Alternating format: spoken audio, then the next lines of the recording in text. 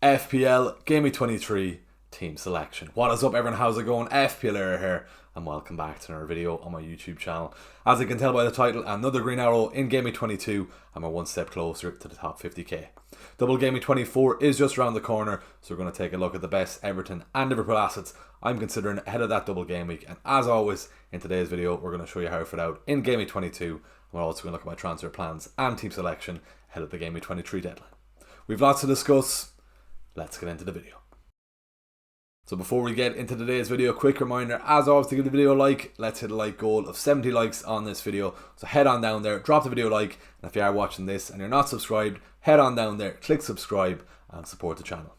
Let's take a look back to Gameweek 22. So 54 points of the week, wasn't a bad score for the team, but more importantly, we managed a green arrow and we've now gone up in rank from 89k to 76k overall. If you follow my Instagram or Twitter pages, you'd have known I was at that Man United and Brighton game on Sunday. The first ever time I had some live FPL involvement in a game I was at in England. João Pedro and Bruno Fernandes were involved in that game. The less said the better about that United performance and the result, as Brighton came away as 3-1 winners. At least Bruno Fernandes was able to score from the spot and he came away with an 8-point return. João Pedro probably unlucky not to score in the second half as he had a goal ruled out there. With that United performance, only one shot on target, which was the penalty for Bruno Fernandes. As I said, at least he did return, but some serious question marks on what I'm going to do with him for the next coming weeks. Going through the rest of my team, Trent Alexander-Arnold came away with a late assist away to Brentford and he picked up a clean sheet for a lovely 11-point haul, and I was glad to see Robinson pick up a clean sheet and a few bonus points away to Leicester for an 8-point return. Chris Wood was the star of the team as he came away with a goal and assist away to Southampton for a monster 12-point haul. So if you did give him the armband, fair play. That was a lovely haul from the armband, especially with Salah and Palmer blanking. On the topic of captaincy, Cole Palmer was a big doubt for the Wolves game on Monday night, so it was a big risk giving him the armband last week. I did think he was going to start, which he did, and I also thought Brentford were going to keep Salah quiet, which they did also, so I won't lie, I had a few celebratory drinks in Manchester on Saturday evening with that Salah blank, and I was looking forward to the Palmer haul on Monday evening. Fast forward to Monday night then at the Bridge, Palmer was named in the starting 11, but as soon as the game started, you could see he wasn't himself. It looked like he was carrying a niggle all game from the game the previous week, and unfortunately Palmer drew a blank. But I do have Madueke to blame for that Palmer blank, as he robbed Palmer of an assist after Chalobah's goal-bound effort was robbed by Madueke on the line, and that captaincy blank in Gameweek 22 has now brought an end to 12 consecutive weeks in a row of a captaincy haul. That Palmer blank on Monday night was definitely an opportunity missed, as I did have the opportunity to gain some big ground on managers with Captain Salah in Gameweek 22. But sure, look, I can't complain too much. All that matters is we did get a green arrow in Gameweek 22 and we're now sitting at 76k overall, and hopefully we can get a green arrow in Gameweek 23 and get closer to the top 50k. With the Gameweek 22 review out of the way, let's move on now and start planning ahead for Gameweek 23. So double Gameweek 24 is around the corner and there's two teams doubling in that week, with Liverpool and Everton having two fixtures, so it's time to start considering which third Liverpool asset I should be looking at bringing into my team, and maybe even potentially bringing in an Everton asset for that double game week. I must say also, I do have the triple captaincy chip still available, so I'm probably more than likely looking at giving it to Mo Salah for that double game week, so that probably rules out the possibility of using the assistant manager chip in Gameweek 24 when it is available to all FPL managers. If you've already used your triple captaincy chip earlier on the season, there's absolutely nothing wrong in considering bringing in Arne Slot on the assistant manager chip when it comes available in Gameweek 24. Don't forget, you get 6 points for a win from that team that you do pick. So with Bournemouth and Everton away in double Gameweek 24, you'd surely expect 2 wins there for Liverpool. A couple more extra points for a few goals scored and an extra couple of points for a clean sheet. Potentially, you'd surely expect 16 plus points minimum from the assistant manager chip. So then you can have Arne Slot for the double game week, and then the Gameweek 25, Liverpool play Wolves at home. Surely expect another win there and a couple of goals, potentially even another clean sheet. And then looking at Gameweek 26, Liverpool play Man City, so you could probably look at transferring out Slot and then maybe even bringing in Arteta for that home fixture for Arsenal against West Ham. So with the current plan to activate my triple captaincy on Mo Salah for the double game week, it then means I won't be activating my assistant manager chip with the triple captaincy in play, and that means I need to consider a third Liverpool asset to bring in for the double game week. We'll start off with Alisson. Alisson is probably the easier route to bring in a third Liverpool asset. Raya to Alisson is an easily achievable straight swap, especially with that Arsenal defence out of form over the last couple of weeks, and also Arsenal play Man City in Gameweek 24. You'd expect the chances of Liverpool having 2 clean sheets in the double game week to be fairly high, so that's why I could be tempted to bring in Alisson for Raya. But looking at Cody Gakpo, he's definitely a more exciting pick compared to Alisson, especially if Liverpool do lose a clean sheet in one of the games. Looking at Gakpo then as well, he's definitely one of Slot's main men, with 10 starts for Gakpo over the last 10 games. He did get a rest in the Champions League during the week also, so you would expect him to make it 11 starts in 11 with a start against Ipswich at the weekend. Looking at a route to Cody Gakpo to bring him in for the double game week. The only really route I can bring him in is by getting rid of Chris Wood. I'm not too keen on that, but looking at Chris Wood's fixture from Game Week 26, he's got Newcastle, Arsenal and Man City, so could be tempted to take Wood out, get Gakpo in, and fingers crossed Gakpo can outscore him over the double game week and over the fixtures after double game week 2.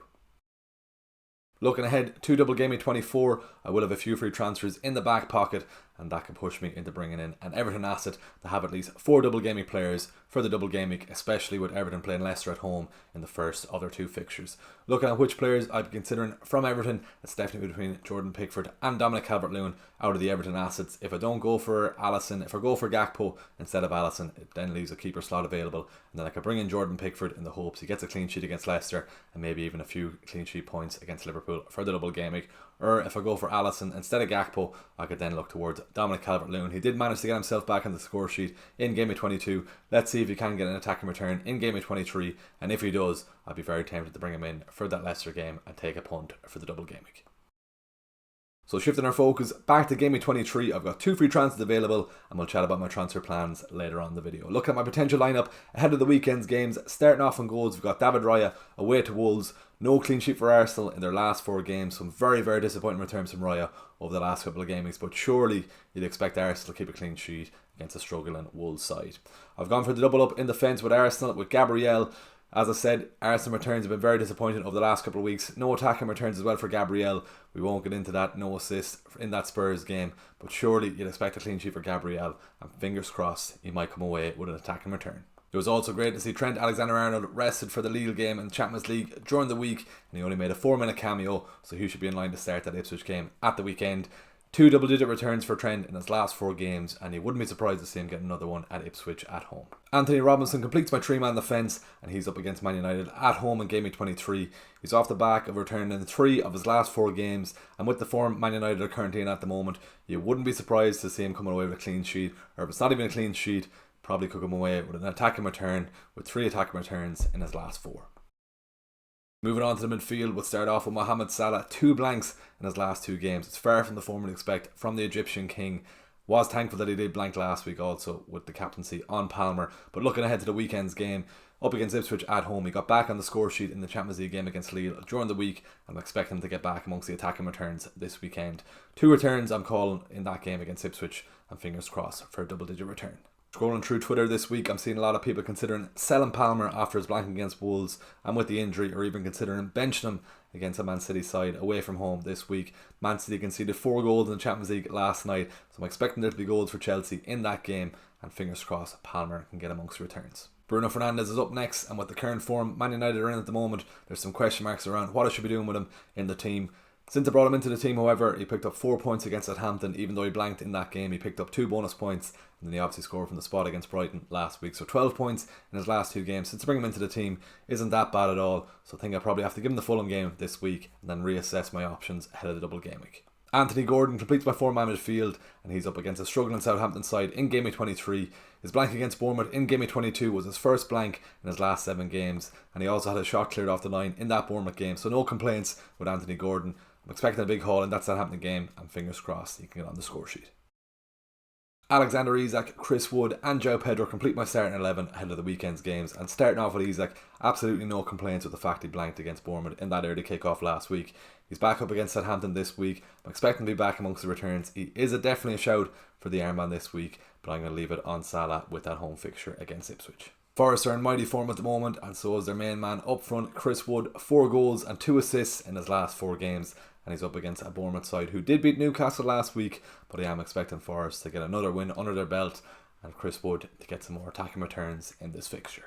João Pedro completes my starting 11, but he's got no return in his last 2 game weeks. However, he was fairly unlucky not to get on the score sheet against Man United, as he had a goal ruled out in that game. I'm fairly happy to give him the Everton game this week, and then I'll reassess my options ahead of the double game week in Game Week 24. Looking at my lineup ahead of the weekend's games, I'm fairly happy with the starting 11. Even though I have 2 free transfers, I'm looking to save my free transfer this week, and then ahead of Game Week 24, I can look at bringing in a 3rd Liverpool player and maybe even an Everton asset ahead of the double game week. If you made it to the end of this video, please give it a like, drop a comment below and subscribe to the channel if you haven't already. Let's hit a like goal of 70 likes on this video, and if you are still watching this video and you're not subscribed, what are you at? Head on down there, click subscribe on the channel and support the channel. I'll see you all on Saturday afternoon for a Gameweek 23 deadline stream.